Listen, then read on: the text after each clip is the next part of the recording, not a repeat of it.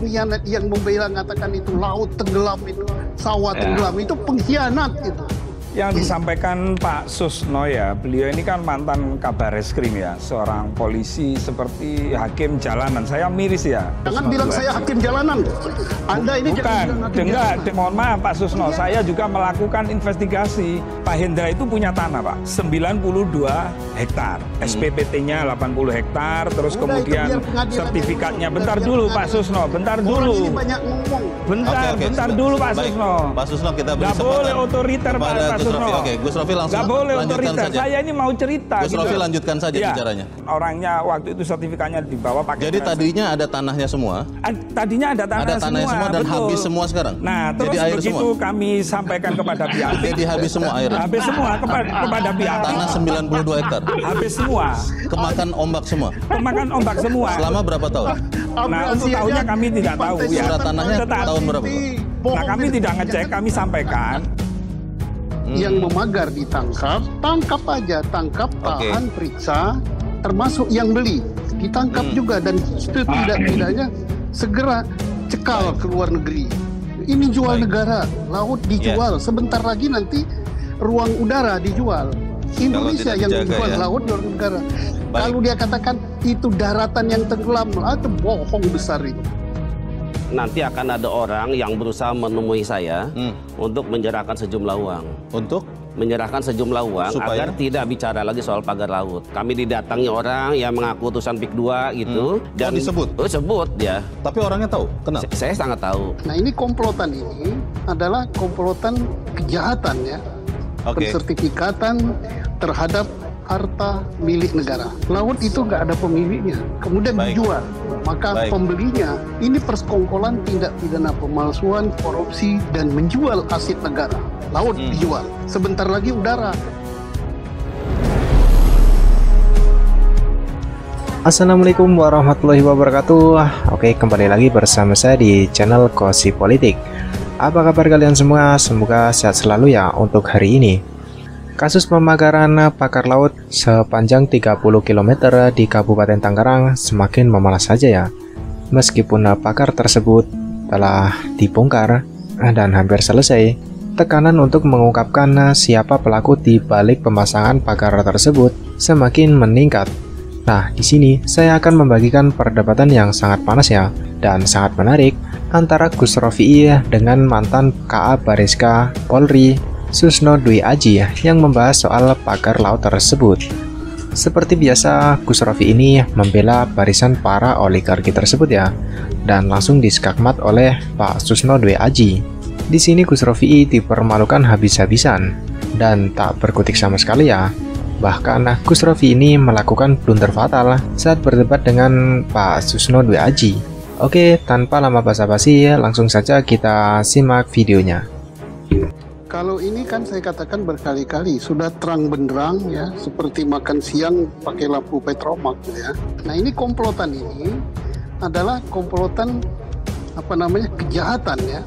Pensertifikatan terhadap harta milik negara. Laut itu nggak ada pemiliknya, kemudian dijual. Maka pembelinya ini persekongkolan tindak pidana pemalsuan, korupsi, dan menjual aset negara. Laut dijual. Sebentar lagi udara. Kalau dikatakan ini tanah yang tenggelam, tidak, ini pantai utara, Bung. Bukan pantai selatan. Maka cepat aja lurahnya kadesnya ditangkap, yang memagar ditangkap, tangkap aja, tangkap, tahan, periksa, termasuk yang beli ditangkap juga, dan tidak-tidaknya segera cekal ke luar negeri. Ini jual negara, laut dijual. Sebentar lagi nanti ruang udara dijual. Indonesia yang dijual laut luar negara. Kalau dia katakan itu daratan yang tenggelam, itu bohong besar itu. Dokumen palsunya udah banyak, dan ada masyarakat yang mengatakan KTP-nya dipinjam, diapakan, suruh mengaku. Itu udah bisa. Dari kepala desa ditangkap, kemudian dari orang pihak agraria atau BPN ATR-nya sudah diumumkan Pak Nusron, tangkap juga. Kemudian notarisnya, notaris menjual belikan laut itu ditangkap juga. Kemudian siapa pembelinya? Nggak usah takut sama pengusaha besar. Nah, ini kedaulatan negara bukan yang dijual. bukan jual sebidang kebun yang ada di darat, laut dijual. Kalau orang sudah menyangkut kedaulatan, lihat Presiden. Presiden sudah berkata begitu, memerintahkan TNI AL, ini menyangkut kedaulatan, ingat. Kemudian apalagi yang ditunggu? Dukungan Presiden luar biasa, Panglima tertinggi itu Presiden, Polri di bawah Presiden. Dukungan politik dari Bu Puan Maharani, Ketua Komisi 4, kemudian anggota DPR Komisi 4, kemudian dukungan rakyat luar biasa. Ini Pak Boyamin, dia dari organisasi masyarakat berjuang gitu. Ini banyak sekali pengkhianat yang membela mengatakan itu laut tenggelam, itu sawah tenggelam, itu pengkhianat itu. Pak Susno, kalau jadi saya tambahkan sebentar Pak Boyamin, kalau 2 pekan sebentar, kalau Pak Susno mengatakan 2 pekan kelamaan, harusnya berapa, Pak? Ya, begitu dilaporkan, besoknya langsung dipanggil kepala desa, awali dari kepala desa. Setelah itu kepala desa mulai mau masuk di sertifikat atau masuk di pagar. Kalau pagar itu serahkan aja itu kepada KKP. Tapi masuk di sertifikat itu kejahatan besar sekali. Baik, Gus Rofi silakan ditanggapi. Yang disampaikan Pak Susno ya, beliau ini kan mantan Kabar Reskrim ya, seorang polisi seperti hakim jalanan. Saya miris ya. Jangan bilang saya hakim jalanan. Anda ini mohon maaf Pak Susno, saya juga melakukan investigasi. Saya ketemu namanya Pak Hendra, Pak. Siapa itu? Pak Hendra itu di Sukadiri, bukan di daerah Kohot. Siapa dia? Pak Hendra itu punya tanah, Pak, 92 hektar. SPPT-nya 80 hektar, terus kemudian sertifikatnya. Bentar dulu Pak Susno, bentar dulu. Orang ini banyak ngomong. Bentar dulu Pak Susno. Pak Susno, kita beri kesempatan. Gak boleh otoriter Pak Susno. Oke, Gus Rofi langsung gak boleh lanjutkan otoriter. saja. Saya ini mau cerita. Gus Rofi lanjutkan saja bicaranya. Jadi begini, Pak Hendra itu menawarkan tanahnya karena dianggap saya berkomunikasi, kan saya mengadvokasi tuh menawarkan masyarakat. Tanah kepada? Minta tolong kepada kami untuk dijual kepada PT. Saya sebutkan aja PT PIK. Lalu kemudian dia membawa ADB ada, terus kemudian sertifikat ada, SPPT ada. Lalu saya sampaikan, namanya orang datang ke kantor kami.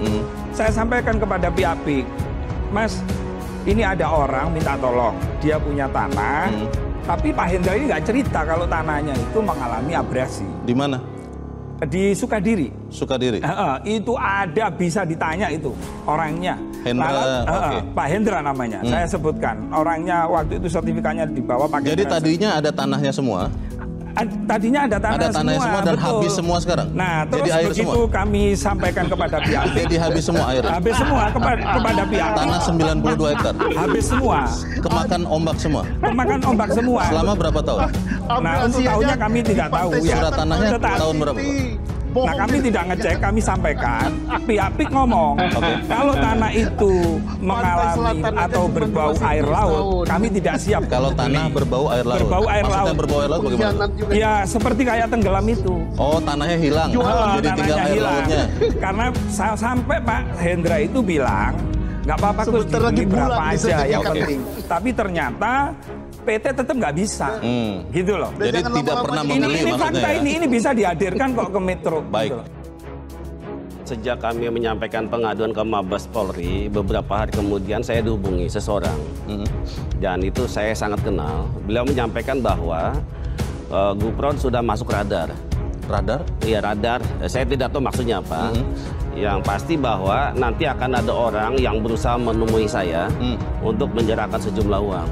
Untuk menyerahkan sejumlah uang agar tidak bicara lagi soal pagar laut. Oh, itu. Tapi saya tidak tahu sumbernya dari mana, apa namanya, yang menyerahkan itu dari kelompok mana, dari pihak mana, kita tidak tahu. Berarti kejadiannya tahun lalu? Tahun ini. Oh, tahun ini setelah kami menyampaikan pengaduan ke Mabes Polri. Sekitar 2 pekan yang lalu itu? Oh, iya, betul. Oke. Tapi memang sebelumnya, sejak tahun 2022-2023 kami kan sudah melakukan advokasi. Termasuk pendampingan beberapa kasus ya, yang kemudian ada juga yang berakhir di penjara. Itu kami juga mengalami hal yang sama. Kami didatangi orang yang mengaku utusan PIK 2 gitu. Dan disebut? Oh, sebut dia. Tapi orangnya tahu? Kenal? Saya sangat tahu. Oke. Tapi dia intinya adalah kenapa Gupron kok semangat sekali melakukan advokasi ini? Mau nyari apa sih? Begitu kurang lebih mungkin ya? Apa perlu nanti dikomunikasikan kira-kira gitu? Oh. Tapi kan karena kita ini kan tugas amar ma'ruf nahi mungkar, ya saya tidak memberikan kesempatan untuk itu terjadi. Bukan karena jumlahnya kurang besar begitu? Oh, saya nggak bertanya soal itu, karena dari awal kami sudah menolak soal itu. Oh, jumlahnya besar yang ditawarkan? Informasi besar. Miliaran? Saya tidak tahu angkanya. Tidak disebut? Tidak disebut. Tapi besar? Dia bilang uang dalam jumlah yang banyak.